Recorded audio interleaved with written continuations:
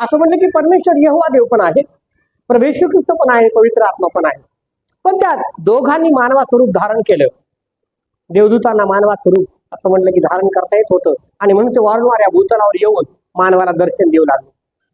या ठिकाणी अब्राहमाला भेटी करीत ते आलेले आहेत. 18व्या अध्यायाच्या मान वाचतो त्यावेळेला असं म्हटलंय की तो दिवसा भर उन्हाच्या वेळी उन्हामध्ये बसला आहे. कोण बसला आहे?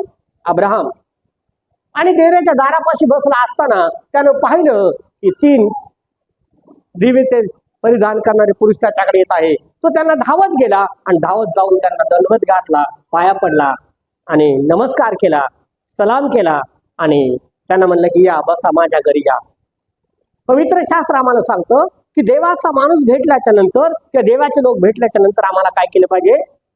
बोलो, काय केलं पाहिजे? सलाम केलं पाहिजे. आपण म्हणतो की मी करणार नाही सलाम, आपण फुगून बसतो, मला करणार नाही. शास्त्र सांगतं त्या ठिकाणी अब्राहमाला जेव्हा ते दिसले, अब्राहम धावत गेला, त्यांना सलाम केला, त्यांची विचारपूस केली, त्यांना पाणी आणलं, आपले पाय धुवायला पाणी दिलं आणि म्हणलं की बसा, आला तर खा प्या, माझ्याकडे थांबा, मी तुमच्याकरिता काहीतरी बनवतो.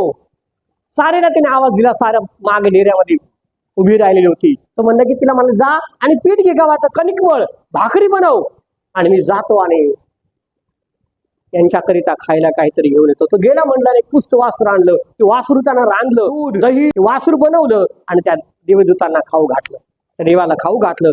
परमेश्वराला, यहोवा परमेश्वराला